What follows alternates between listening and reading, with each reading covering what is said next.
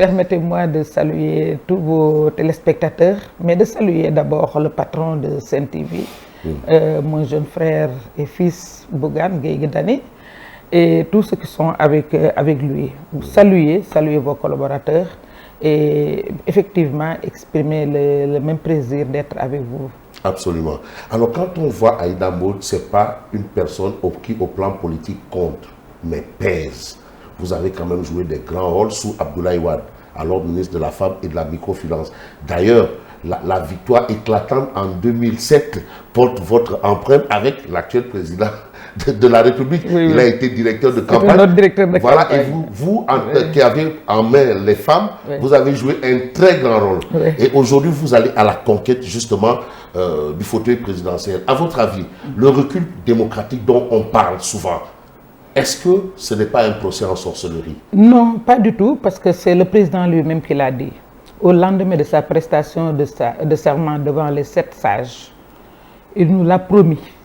Dès le lendemain, il a promis de réduire l'opposition à sa plus simple expression. Évidemment, en quoi faisant? Il s'est acharné sur l'opposition.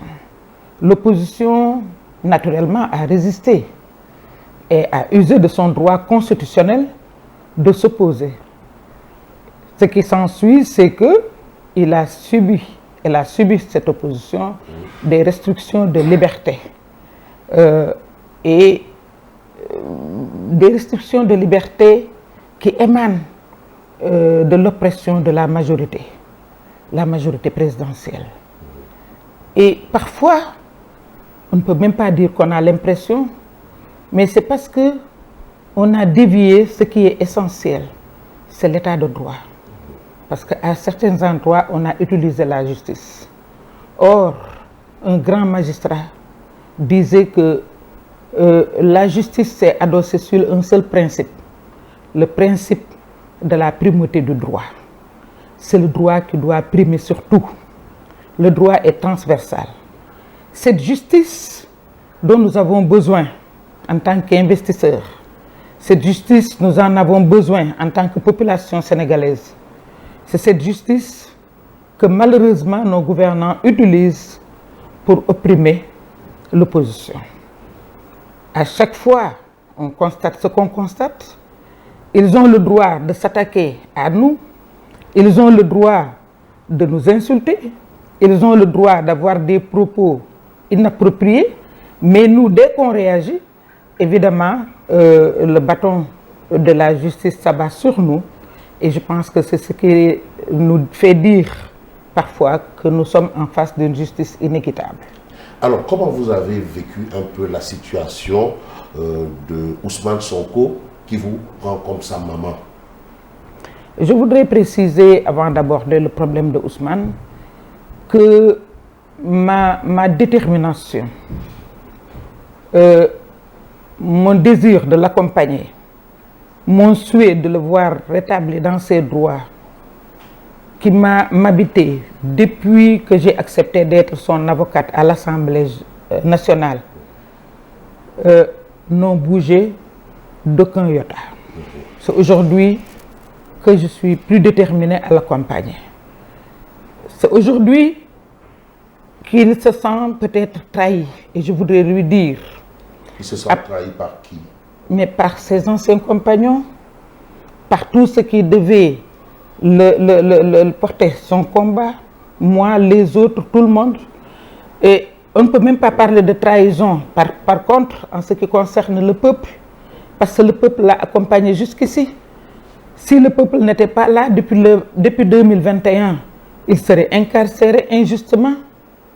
Et nous nous réjouissons de tout ce qui s'était dit, parce que nous avions dit que ce n'était pas lui. Nous avions dit qu'il n'était pas responsable de cette situation. Cette justice que je viens d'évoquer nous a donné raison, mais on continue de s'acharner sur lui. Et ce qu'il vit aujourd'hui, c'est l'aboutissement d'un long processus de liquidation qu'il vit depuis 2014, depuis sa radiation, qu'il vit depuis longtemps. Aujourd'hui, on en rajoute, parce qu'on ne peut pas parler de trahison, peut-être j'ai lâché le mot, mais on peut parler de déception. Déception vis-à-vis de certains pour qui Ousmane Sonko avait véritablement de l'affection et de la sympathie. Mais oui, mais est-ce qu'il peut reprocher à ces derniers d'avoir aussi les mêmes ambitions que lui, c'est-à-dire la conquête du fauteuil présidentiel? Pas du tout. Ousmane Sonko a été le premier parce que n'oubliez pas que Yewwi Askan Wi s'est inscrit dans une trajectoire très noble qui a un objectif d'être ensemble pour les élections plurinominales, mais aussi d'aller seul aux élections uninominales, c'est-à-dire la présidentielle. Alors, et il a été le premier à le prôner, même en déclarant sa candidature, il l'a rappelé. Ça, c'est retenu. Par contre, ce qu'on ne peut pas permettre à Fabrice Nguema, c'est de vouloir avoir une place privilégiée à Sen TV et d'empêcher à quelqu'un d'intégrer Sen TV. Ça, on ne peut pas le permettre. Ça, c'est inacceptable, c'est inélégant, c'est inamical. Et c'est ce qu'on voit aujourd'hui. Les gens sont allés jusqu'à utiliser la justice, c'est-à-dire ce qu'on a toujours décrié, qu'on a été privé d'élections à cause de la justice. Aujourd'hui, on utilise, depuis 72 heures, on entend des gens qui brandissent des plaintes par-ci, des plaintes par-là. L'article 80, qui est combattu par tous les démocrates du monde, je dois dire, aujourd'hui, on nous dit, si tu dis quelque chose à quelqu'un qui n'est même pas président, une plainte s'abat sur toi. Quelqu'un revendique la capacité de pouvoir libérer Ousmane Sonko, alors qu'il n'est ni auxiliaire de justice, il n'est encore moins magistrat. Vous parlez de qui? Je ne sais pas. Mais vous êtes avec moi et vous suivez la presse. Parce que je ne peux pas me mettre ici à nourrir une polémique, parce qu'ils ont des comptes à rendre au niveau de l'opinion, donc ils sont pressés de sauter sur quelqu'un qui prononce leur nom. Mais est-ce que ce n'est pas la mort de Yewwi Askan Wi? Pas du tout. Yewwi est aujourd'hui plus que debout. Yewwi, comme je l'ai dit tout à l'heure, suit sa trajectoire et a un objectif précis. Nous avons souscrit un accord cadre et cet accord cadre a été très clair. Pas d'accointance avec l'adversaire. Respect entre nous pendant la campagne, pas de dérive. Soutien au deuxième tour. Celui qui sort au deuxième tour est soutenu par les autres de Yewwi. On ne peut pas, et avec un programme effectivement minimal, qu'on s'est partagé depuis le début. Mais oui, mais qu'est-ce qui a changé? Donc, apparemment, c'est toujours la même chose. Vous êtes candidate, oui. D'autres sont candidats. Oui. Monsieur Khalifa Sall, je vais le citer, est en train de trouver les voies et moyens pour être candidat. Pourquoi les choses devront candidat que nous soutenons, et à la décharge de Ousmane Sonko. Je rappelle quelque chose que vous connaissez peut-être. Quand le Khalif général des Mourides a envoyé son neveu Bassirou Mbacké Prokhane pour qu'on lâche du lest par rapport aux événements de février-mars 2021, il nous avait demandé de lui remettre un mémorandum.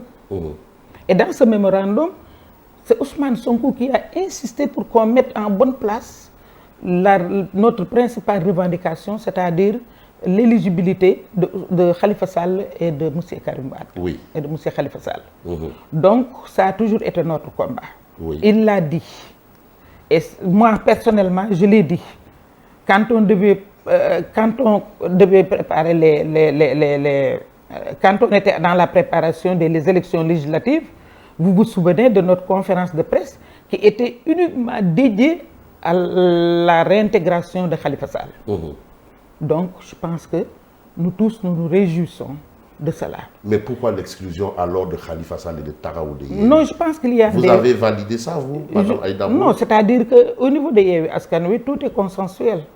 À chaque fois qu'on fait quelque chose, chacun de nous peut le revendiquer. C'est la règle, c'est consensuel. Mais oui, est-ce que vous, personnellement, vous avez validé l'exclusion? Non, comment on fonctionne? C'est-à-dire que si je n'avais pas validé, ce serait accompagné de ma démission. Mais à chaque fois que quelqu'un n'a pas démissionné de Yewwi et qu'il est dans Yewwi, tout ce qui se fait dans Yewwi le lit. Mais vous avez vu au moins 2 actes dans une même semaine. après l'intervention du député maire Omar Cissé, que je salue au passage, parce que c'est un homme que je viens de découvrir. Je savais que c'était un grand intellectuel, mais ce courage qu'il a et qui a créé le brouhaha au niveau de l'Assemblée,